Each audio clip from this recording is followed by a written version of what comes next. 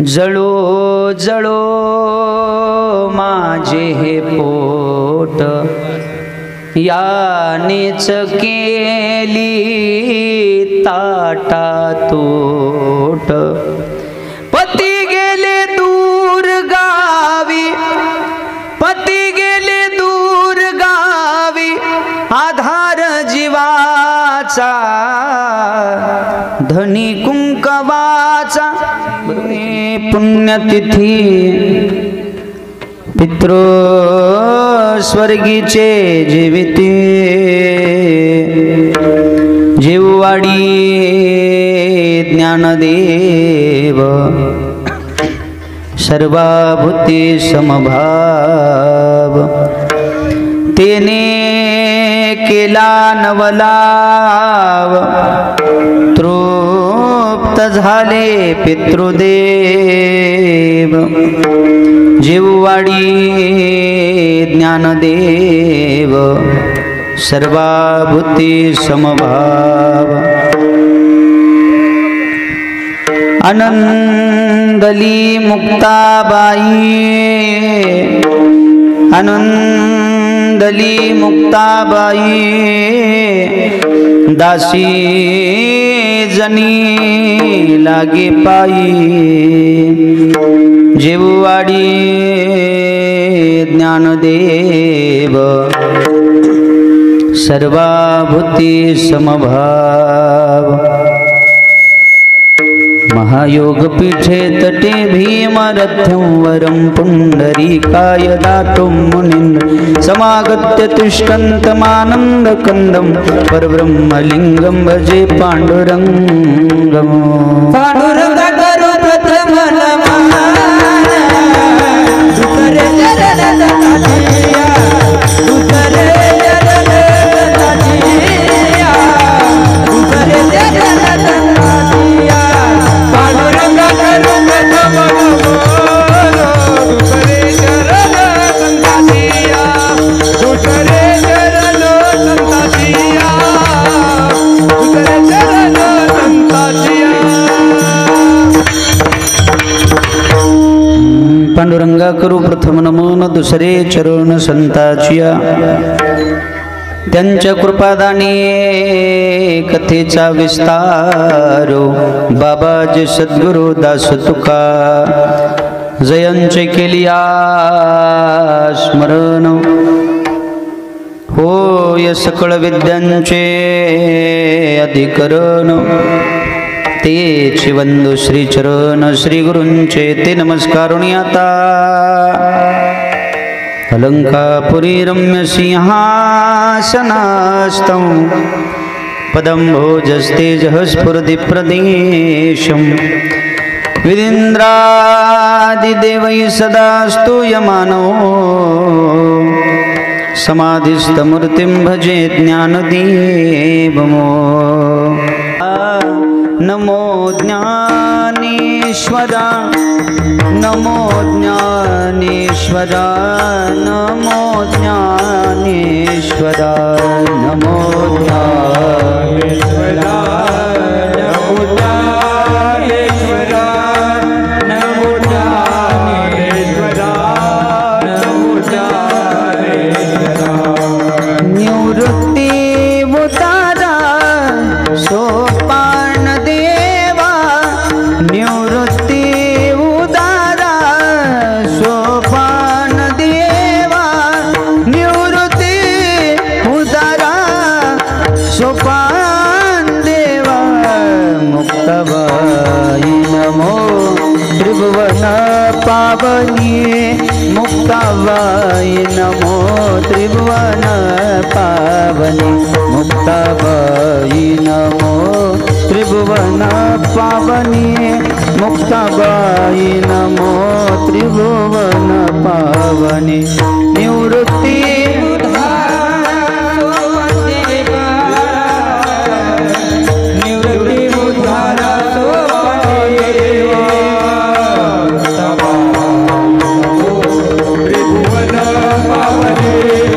मुक्ताबाई नमो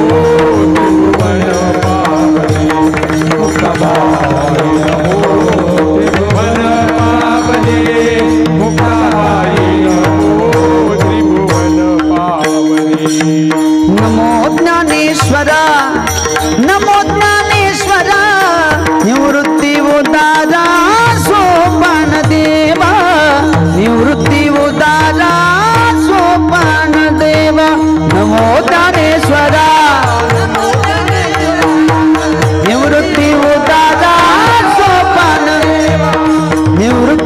दादा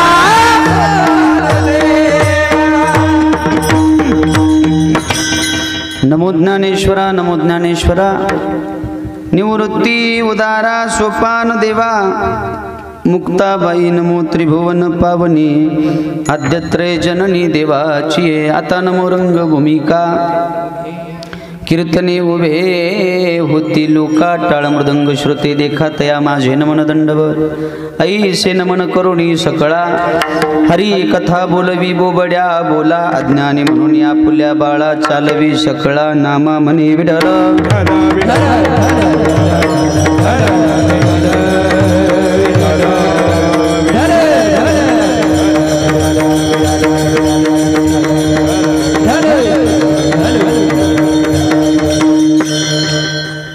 वडिलांची पुण्यतिथी पितृ स्वर्गीचे जीविती जेववाडी ज्ञानदेव सर्वाभूते समभाव प्रस्तुत प्राप्त प्रसंगी सेवेकरिता निवडलेला अभंग भगवंताच्या महान भगवत भक्त संत श्रेष्ठ जनाबाई यांचा 4 चरणाचा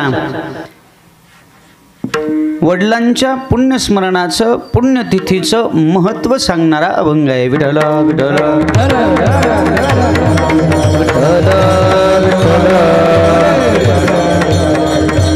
अभंग माझ्या जनाबाईंचा आहे, 4 चरणाचा आहे. वडिलांच्या पुण्यतिथीचं पुण्यस्मरणाचं महत्त्व प्रगट करणारा अभंग आहे. अभंगावर चिंतन मांडण्यापूर्वी अल्पहासा परिहार द्यायचा तो असा मौजे ग्राम नळदुर्ग वसंतनगर या पवित्र भूमीमधील तुम्हा आम्हा सर्वांचे परिचित तुळजाई मंडप अँड स्पीकर यांचे मालक आदरणीय हरिभक्तपरायण परमपूज्य कैलासवासी अशोकजी रामचंद्र जाधव यांच्या द्वितीय पुण्यस्मरणाच्या निमित्तानं त्यांचं संपूर्ण कुटुंब, त्यांचा संपूर्ण परिवार, त्यांच्या पत्नी, त्यांची मुलं, त्यांच्या मुली व सर्व आप्तजन या सर्वांच्या वतीनं त्यांचं स्मरण करून त्यांचे अनंत उपकार डोळ्यासमोर ठेवून भगवान परमात्म्याकडे त्यांच्या आत्मशांती करता, त्यांच्या कल्याणाकरता, सद्गती करता केलेला हा नामरूपी यज्ञ आहे. विठ्ठल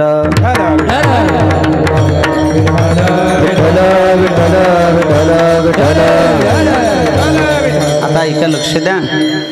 अभंग माझ्या जनाबाईंचा आहे, 4 चरणाचा आहे आणि जनाबाई वडिलांच्या पुण्यतिथीचं महत्त्व सांगतात. पुण्यतिथी म्हणजे नेमकं काय, का करावी पुण्यतिथी, पुण्यतिथी केल्यानंतर आपल्याला काय फल प्राप्त होतं आणि ज्यांच्यासाठी आपण पुण्यतिथी केली आहे, ज्यांचं आपण पुण्यस्मरण करतोय त्यांना नेमकं काय फल प्राप्त होतं ही या जनाबाई या अभंगातून सांगतायत. आता पुण्यतिथी म्हणजे नेमकं काय, आता बारीक ऐका. वास्तविक बघायला गेलं तर देवाची केली जाते ती जयंती, संतांची केली जाते ती पुण्यतिथी आणि जीवाचं केलं जातं ते श्राद्ध. बरोबर आहे की नाही. पण ज्यांचं जीवन अखंड भगवत सेवेमध्ये गेलं असेल, जनसेवेमध्ये गेला असेल, समाजसेवेमध्ये गेला असेल आणि ज्यांनी आपल्या सेवेच्या माध्यमातून, आपल्या परोपकाराच्या माध्यमातून, कर्माच्या माध्यमातून प्रत्येकांच्या हृदयरूपी मंदिरामध्ये घर केलं असेल, असा महात्मा, असा एखादा महापुरुष, असा एखादा संत जर या भूतलावरून निघून गेला तर त्यांच्या जाण्यानं जी तिथी पुण्यवान होती ना त्याला पुण्यतिथी म्हणतात. आणि आजपर्यंत त्यांनी केलेल्या सत्कर्माचं स्मरण करून, त्यांनी केलेल्या चांगल्या कामाची आठवण करणं त्याचं नाव पुण्यस्मरण. विठ्ठल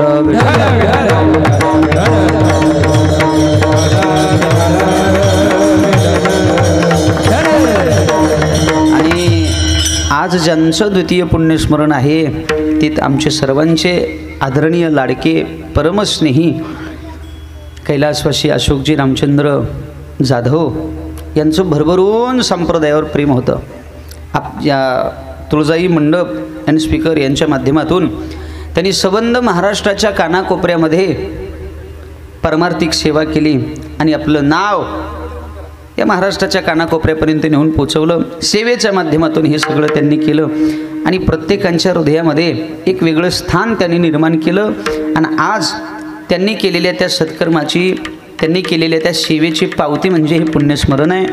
त्यांच्या परिवारानं, त्यांच्या कुटुंबानं अगदी प्रेमापासून अंतकरणापासून त्यांची सेवा केली आणि त्यांचंही भरभरून प्रेम या परिवारावर होतं. आज त्यांचे सुपुत्र, त्यांचं संपूर्ण कुटुंब त्यांच्या आत्मशांती करता या द्वितीय पुण्यस्मरणाच्या कार्यक्रमाचं नियोजन त्यांच्याकडून केलेलं आहे.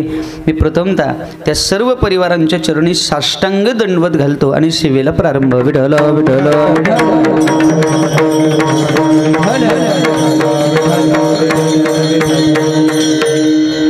मनुष्य जीवावर विशेषतः तिघांचे उपकार असतात. पहिला उपकार देवाचा, दुसरा संतांचा आणि तिसरा जन्मदात्या आईवडिलाचा. आता लक्ष द्या इकडं. भगवंतानी तुम्हा आम्हाला जन्माला घातलं, हा उपकार देवाचा आहे.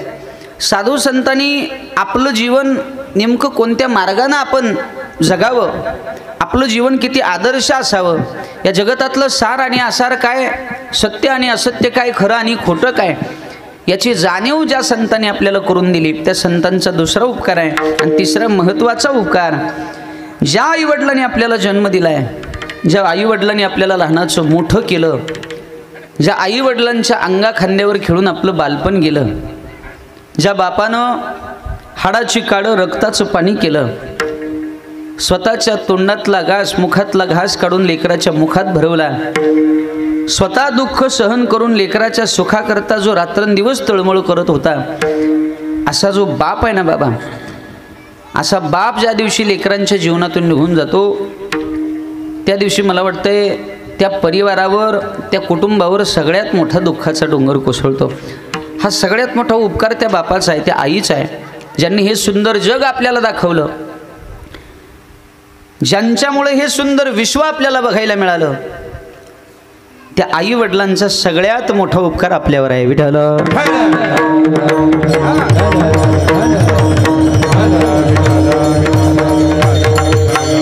आई वडील माझे थोर आहे की नाही. आई वडिलांसारखी उपमा जगात दुसऱ्या कोणाला देता येत नाही. काय सांगू त्यांचे उपकार, आई वडिलांचे उपकार शब्दामध्ये व्यक्त केले जाऊ शकत नाहीत. असं म्हणतात बघा, आपल्या शरीरावरचं कातड काढून आई वडिलांना त्याचे जोडे जरी शिवले ना तर त्यांच्या उपकारातून उतराई होता येत नाही. एवढी मोठी उपकार त्या आई वडिलांचे. जीवनाच्या वाटेवरती किती असतो त्यांचा आधार. जीवनाच्या प्रत्येक वाटचालीत आई वडिलांचा तुम्हाला आधार आहे. खंबीरपणे तो बाप आपल्या पाठीशी उभा असतो. हे बघा, ज्याच्या पाठीवर बापाचं छत्र आहे, बापाची माया आहे, प्रेम आहे, त्याला जीवनात कुठलीही अडचण निर्माण होत नाही. पण ज्याच्या जीवनातून बाप नावाचा देव निघून जातो, ज्याच्या डोक्यावरून बाप नावाचं छत्र हरवून जातं, त्याला मात्र पावला पावलाला सुख दुःखाचे चटके भोगावे लागतात. म्हणजे बाप हा जीवनातला सगळ्यात मोठा आधार आहे. आणि या कुटुंबातला तो बाप या परिवारापासून वेगळा झाला आहे. आणि त्यांचं स्मरण करून आज या कुटुंबाने एवढ्या अंतकरणापासून हा कार्यक्रम आयोजित केला आहे. आता वडिलांचं पुण्यस्मरण का करावं, काही लोकांची अशी शंका आहे. महाराज, आपण वडिलांचं पुण्यस्मरण केल्यानंतर त्यांच्या नावानं आपण प्रसाद इथं अर्पण केल्यानंतर तो प्रसाद कुठं त्यांच्यापर्यंत पोचत असतो का, काही लोकांच्या मनामध्ये शंका आहे. ती शंका जनाबाई दूर करतात. बाबा, वडिलांची पुण्यतिथी केल्यानंतर जो प्रसाद त्यांचा परिवार अंतकरणापासून त्यांना अर्पण करतात ना, शुद्ध भावनेनं जर प्रसाद अर्पण केला तर तो प्रसाद निश्चित पितृलोकामध्ये त्यांच्यापर्यंत पोचतो. आणि त्यांची पुण्यतिथी केल्यानंतर तो प्रसाद ते तिथं ग्रहण करतात. अभंगाचं पहिलं चरण.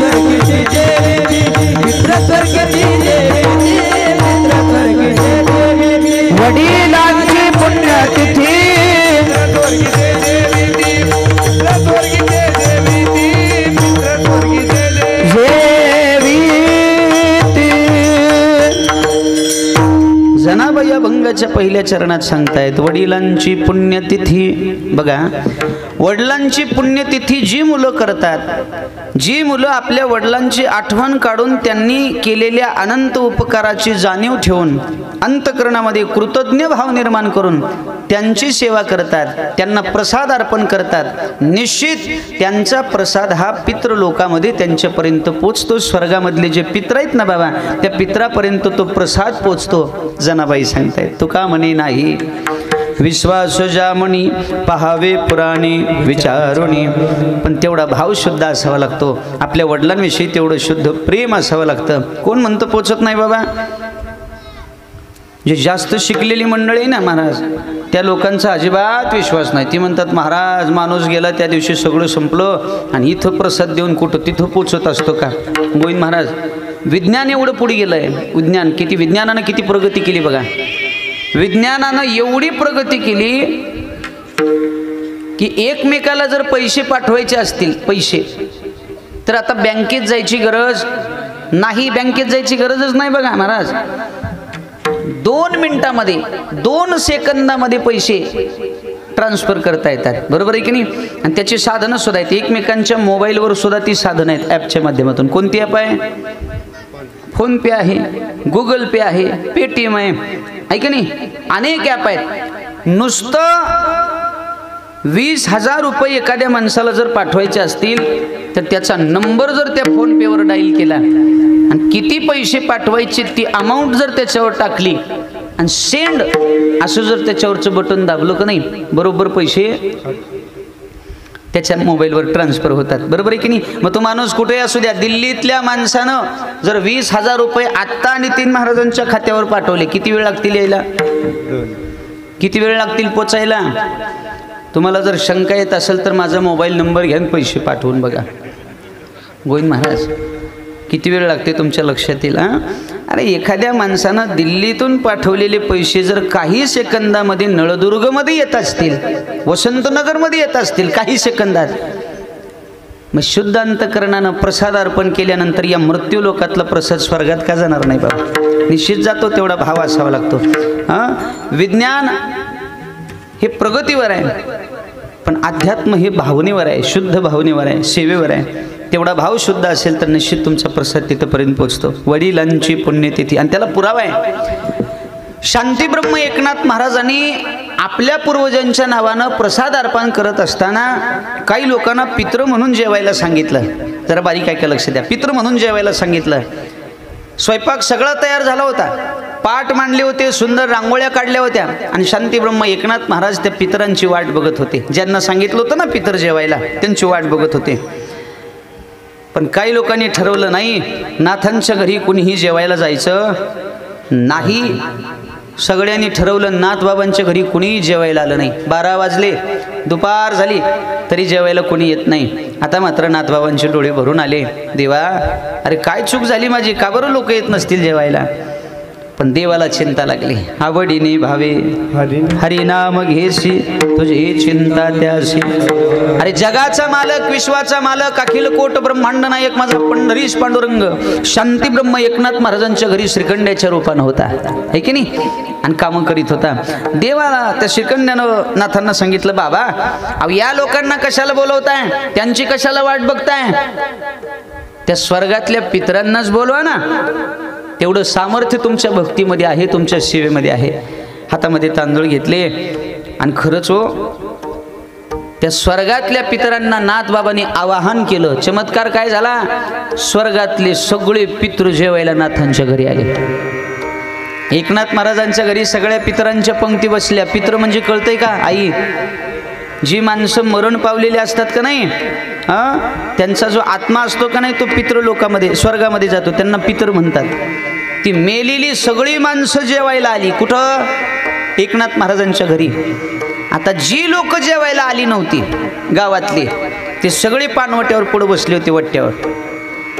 आणि भोजन सुरू झालं, पंक्ती सुरू झाल्या आणि सगळ्यांनी श्लोक म्हणून भोजन सुरुवात केलं. पुंडलिक वरदा हरी विठ्ठल, श्री ज्ञानदेव तुकार, पंढरीनाथ भगवान की.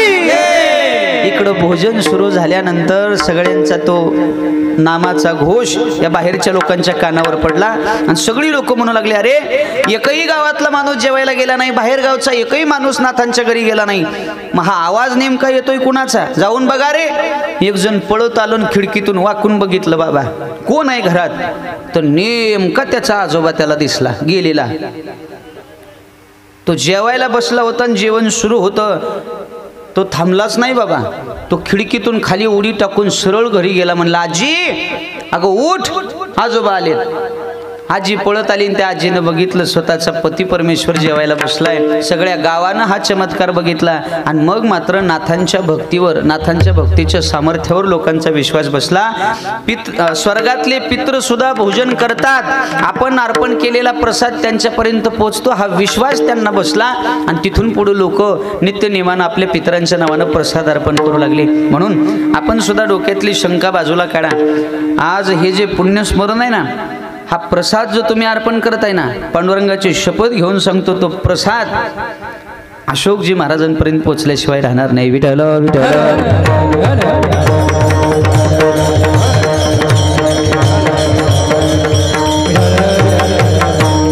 वडिलांची पुण्यतिथी, पितृस्वर्गीचे जेवती. आता पुण्यतिथी करतं कोण?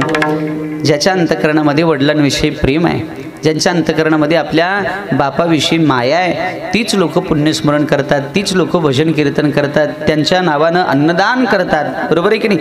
नाहीतर ज्यांचं प्रेमच नाही ती कशाला करतील बाबा? बघा, वडिलांविषयी कृतज्ञता असावी. जगामध्ये काही लोक कृतज्ञ आहेत आणि काही लोक कृतज्ञ आहेत.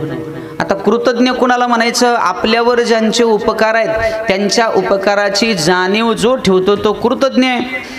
आणि आपल्यावर ज्यांनी उपकार केले त्यांच्यावरच जो अपकार करतो तो कृतज्ञ आहे. बघा तुम्ही, एक विंचू पाण्यामध्ये पडला नदीच्या प्रवाहात. ते पाणी असं वाहत होतं, त्याच्यामध्ये विंचू होता, तो पाण्यात असा बुडू लागला. एक बेंडकुळी होती शेजारी बघा नदीच्या. त्या बेंडकुळीने विचार केला, माय बिचारा विंचू मरतोय, आपल्याला पाण्यामध्ये पोहता येते, त्याला पाण्यात पोहता येत नाही, त्याला वाचवणं आपला धर्म आहे. म्हणून त्या बेंडकुळीनं पाण्यात उडी टाकली, त्या विंचवाला पाठीवर घेतलं. आता विंचू शांत बसला होता. कुठपर्यंत? जोपर्यंत नदीचा काठ येत नाही तोपर्यंत. कारण विंचवाला माहित होतं आपण इथं जर वळवळ केली तर मरावं लागल. बरोबर आहे की नाही? बेंडकुळीनं उपकार केला कोणावर? विंचवावर. आणि मग त्या बेंडकुळीने त्या विंचवाला नदीच्या काठाला आणलं आणि जसं नदीच्या पाण्याच्या बाहेर बेंडकुळी आली तसं त्या विंचवानं उतरताना विचार केला. म्हणलं, अरे अरे अरे अरे, हिला आपली ओळख करून द्यावी. कुणाला? बेंडकुळीला. आपण तसंच कसं उतरावं? हिला आपली ओळख करून द्यावी. म्हणून उतरताना नांगी मारलं. कुणाला? बेंडकुळीला. खरंच नांगी मारली. त्या विंचवाचं विष बेंडकुळीच्या शरीरात उतरलं आणि बेंडकुळी मरून गेले. मला सांगा, बेंडकुळीनं उपकार केला होता का अपकार केला होता? त्याच्यावर उपकार केला होता. पाण्यातून ज्या बेंडकुळीनं विंचवाला वाचवलं त्याच विंचवानं त्या बेंडकुळीला दंश केला आणि तिला मारून टाकलं. तसंच झालंय बघा कलियुगात. आता आईवडील लहानाचं मोठं करतात लेकरांना. आईवडील स्वतःपेक्षा जास्त प्रेम करतात त्या लेकरांवर. स्वतःचा विचार न करता लेकरांचा विचार करतात. रात्रंदिवस लेकरांसाठी राबतात. पण दुर्दैव, तीच लेकरं जोपर्यंत गरज आहे तोपर्यंत आईवडिलांच्या जवळ राहतात. जोपर्यंत खाता पिता येत नाही तोपर्यंत आईवडिलांकडून आपलं पोट भरून घेतात. पण एकदा का लहानाची मोठं झाली की मग मात्र जन्मदात्या आईवडिलांवर सुद्धा बैमान होतात. आणि ज्या आईवडिलांनी आपल्याला सांभाळलं त्याच आईवडिलांना वेगळं करतात. ही प्रत्येक जी माणसं आहेत ना असं करणारी, ही 100% त्या विंचवासारखी आहेत. बरं, ही कृतज्ञ नाही, ही कृतज्ञ आहेत. आणि या कलियुगामध्ये अशी बरीच लोक आहेत. आई रे बैमान दुनिया, आई रे बैमान दुनिया, आई रे बैमान दुनिया, आई रे बैमान दुनिया, आई रे बैमान दुनिया, आई रे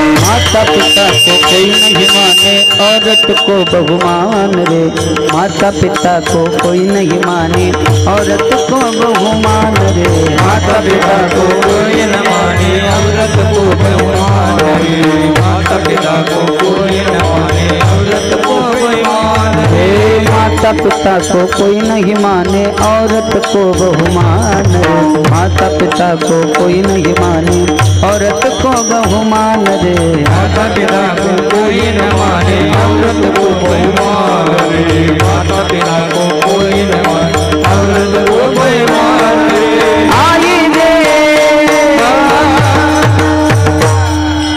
आई रे बेईमान दुनिया, आई रे बेईमान दुनिया, आई रे बेईमान दुनिया,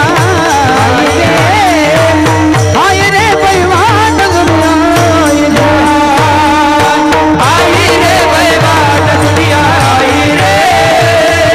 आई रे बेईमान दुनिया, आई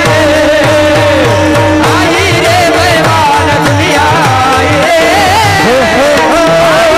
बेईमान दुनिया,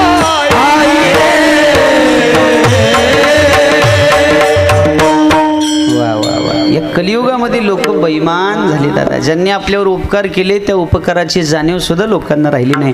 पण आनंद वाटतो बापा एका गोष्टीचा, या जाधव परिवारानं, या कुटुंबानं, या सुपुत्रांनी बघा, मी तर म्हणेन आमचे प्रशांतजी आणि प्रवीणजी ही मुलं भाग्यवान आहेत, त्यांचा परिवार भाग्यवान आहे.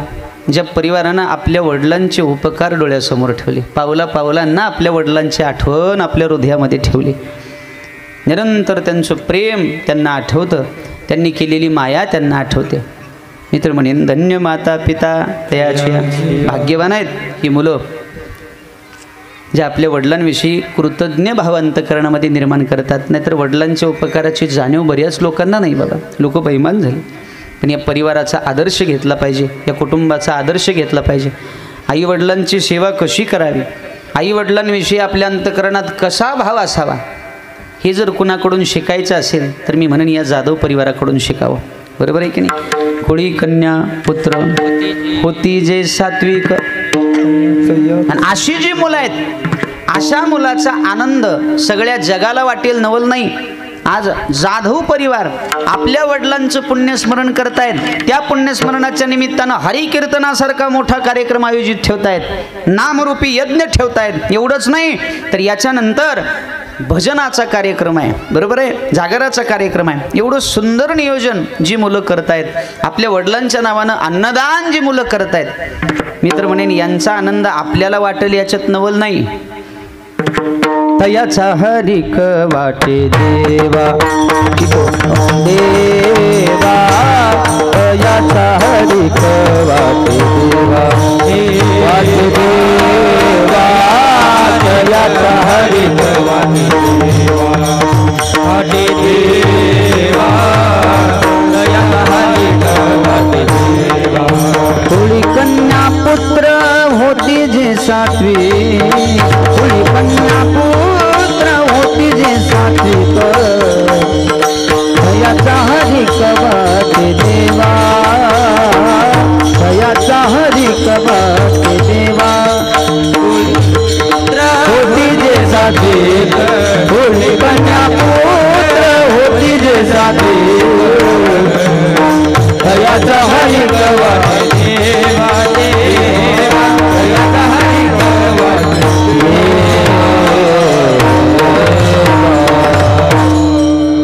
कोळी कन्या पुत्र होती जी सात्विक, तयाचा हरिक वाटे देवा. या परिवाराचा, या कुटुंबाचा हर्ष, आनंद विश्वाच्या मालकाला, त्या भगवान परमात्म्याला सुद्धा आज वाटत असेल की आज या मुलांनी आपल्या वडिलांच्या पुण्यस्मरणाच्या निमित्तानं हा गोड नामरूपी यज्ञ ठेवला. निश्चित त्यांना तर आनंद वाटतच असेल, पण आज यांच्या बाबांचा आत्मा जिथं कुठं असेल, आदरणीय अशोकजी रामचंद्र जाधव बाबा जिथं कुठं असतील, ती हा सोहळा पाहत असतील आणि अंतकरण त्यांचं भरून येत असेल. धन्य झाली माझी कुश, माझ्या पोटी अशी मुलं जन्माला आली की मी गेल्यानंतर सुद्धा माझ्या आत्मशांती करता हा सुंदर यज्ञ त्यांनी आयोजित केला. देवा, माझ्या लेकरांना उदंड आयुष्य मिळू दे, माझ्या परिवाराला सुख समृद्धी मिळू दे, म्हणून ते आशीर्वाद दिल्याशिवाय राहणार नाहीत. बरोबर, म्हणून आजचा प्रसाद हा त्यांच्यापर्यंत पोचावाच पाहिजे. पितृस्वर्गीचे जेवती. आता जेवायला त्यांना वाढतं कोण तिथं? वाडी ज्ञानदेव, वाडी ज्ञानदेव,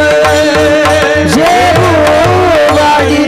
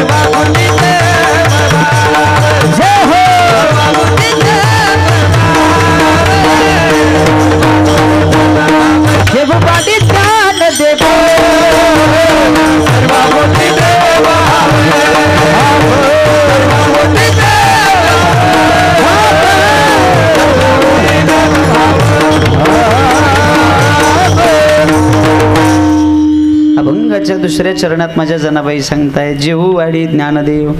कोण वाढतं त्यांना तिथं जेवायला? विश्वमौली ज्ञानेश्वर महाराज त्यांना भोजन वाढतात. सर्वाभूती समभाव.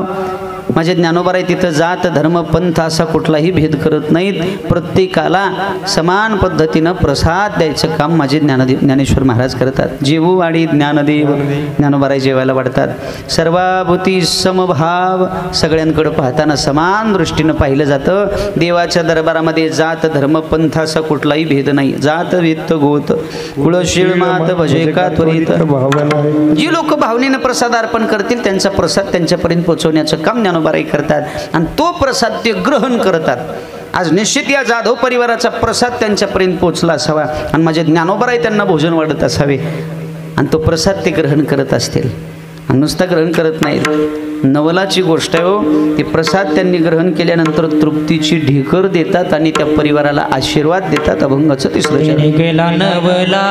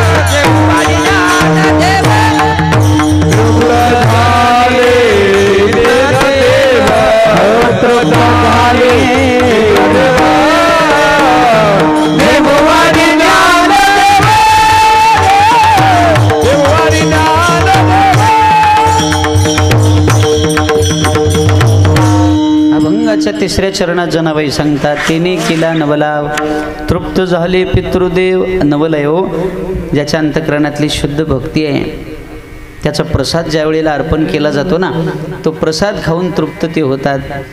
आणि हे नवल आहे बघा.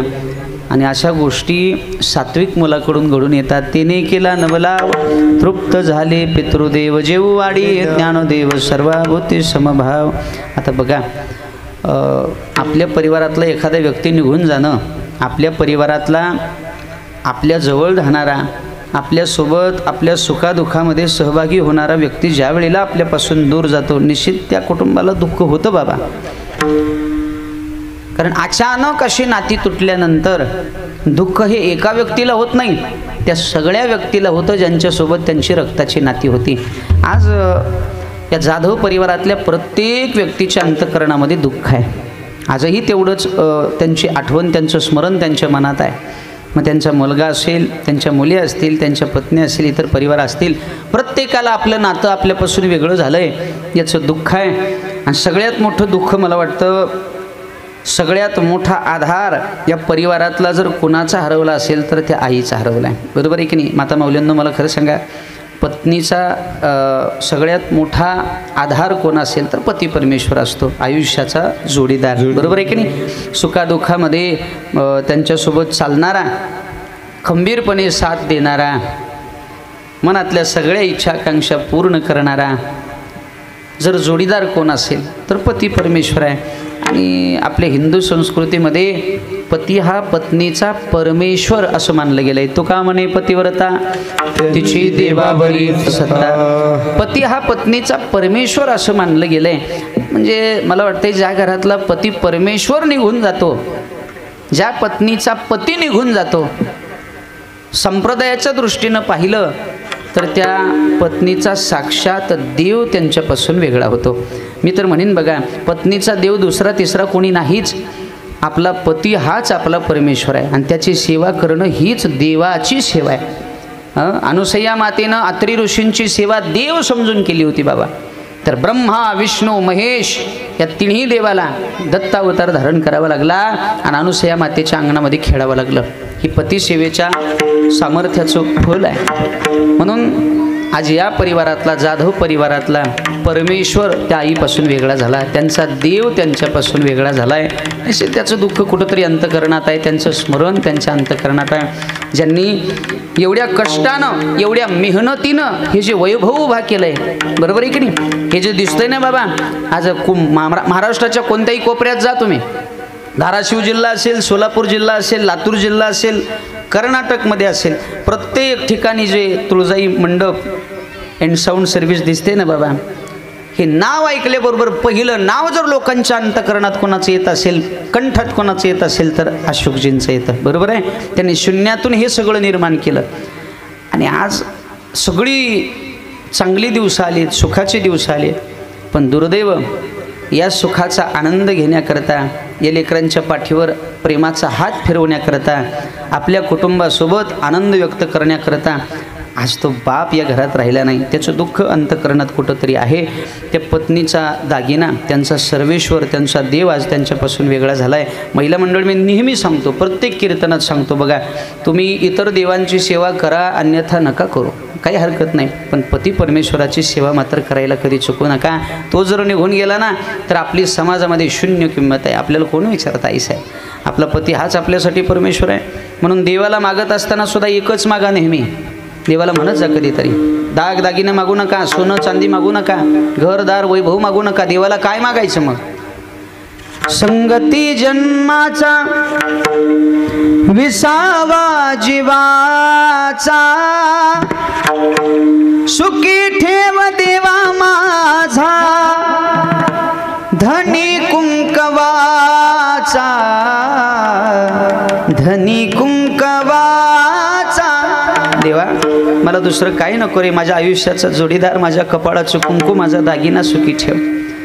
नको राजगादी वाडा माडी, नको धन दौलत सोनं चांदी, विश्रांतीचे स्थान माझे, विश्रांतीचे स्थान माझे, प्राणनाथ माझा, धनी कुंकवाचा. मागायचं ना असं मागा, देवा मला राजगादी नको, मला धन वैभव नको, माझ्या कपाळाचं कुंकू सुरक्षित ठेव. आणि ज्या माता माऊलीचा पती परमेश्वर निघून गेला असतो का नाही, ती म्हणते बघा, जळो जळो माझे हे पोट, यानेच केली ताटा तोट,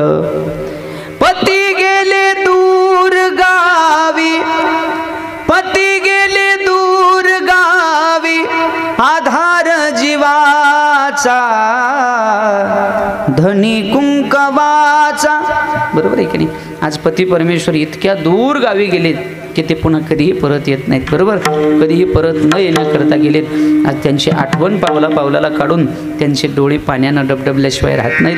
म्हणून विनंती आहे, ज्यांचे पती परमेश्वर जिवंत आहेत त्यांनी सेवा करीत जा. प्रत्येकाचा आधार हरवला आहे. मी नेहमी सांगतो, या लेकरांच्या डोक्यावरचं छत्र हरवलं आहे. प्रभू रामचंद्रांचे वडील राजा दशरथ ज्या वेळेला निघून गेले ना बाबा, त्यावेळेला प्रभू रामचंद्रांचे सुद्धा डोळे पाण्यानं भरून आले. बापाशिवाय जीवन काय असतं हे प्रभू रामचंद्राला विचारा. 14 वर्ष वनवास माझ्या प्रभू रामचंद्राने भोगला, तो वडिलांच्या एका वचनावर. पांडवांचं जीवन जर आपण बघितलं, पांडवांचे वडील पंडू राजा ज्या वेळेला मरण पावले त्यावेळेला पांडवांनी आपलं आयुष्य पूर्ण वनवासात घालावं लागलं. वडिलांवेळा जीवन हे वनवासात जातं, दुःखात जातं, संकटात जातं, अडीअडचणीत जातं. आणि तसंच या परिवाराचं सुद्धा जीवन अतिशय कष्टातून दुःखातून सावरत आजपर्यंत इथपर्यंत आलं आहे. पण पांडुरंगाच्या कृपेनं ही 2 सुपुत्र, ही 2 मुलं इतकी प्रेमळ आहेत, त्यांच्या पोटी इतकी सुंदर रत्न जन्माला आली आहेत की त्यांनी त्यांचा वारसा तुळजाई मंडप अँड साऊंड सर्व्हिसची अखंडित पुढं चालू ठेवली आणि त्यांचं नाव कायमस्वरूपी सर्वांच्या मनामध्ये जागवून ठेवलं, त्यांची सेवा केली. हे परिवार, हे कुटुंब भाग्यवान आहे. आणि महिला मंडळ मुलींनो, मी नेहमी सांगतो बघा, बापाचं प्रेम हे लेकीवर सगळ्यात जास्त असतं बरं काय. म्हणून मुलींनी थोडं बापाच्या प्रेमाची जाणीव ठेवली पाहिजे. आपल्या बाबांचं आपल्यावर किती प्रेम आहे आणि ते का प्रेम करतात त्याचं कारणही तसंच असतं. मुलगा हा शेवटच्या श्वासापर्यंत बापांच्याच जवळ राहतो, बापाच्याच घरात राहतो, पण मुलगी मात्र काही दिवस काही वर्ष बापाच्या घरात राहते.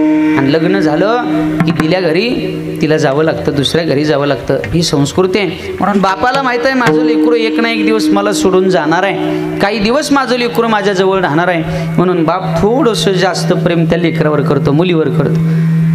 आज त्या मुलींनाही तेवढंच दुःख आहे, त्या मुलांनाही तेवढंच दुःख आहे, त्या पत्नीलाही तेवढंच दुःख आहे. आणि त्यांच्यावर प्रेम करणारे जे आप्तजन आहेत, त्यांचा मित्र परिवार आहे, त्यांनासुद्धा तेवढंच दुःख आहे. आपण जनाबाईंच्या वाक्यानुसार त्यांच्यावर विश्वास ठेवून शुद्ध अंतकरणानं प्रसाद अर्पण करू. आणि आज जर आपण प्रसाद अर्पण केला आणि त्यांनी जर ग्रहण केला तर सगळ्यात जास्त आनंद कुणाला होतो? जनाबाई शेवटी सांगा. आनंद मुक्ताबाई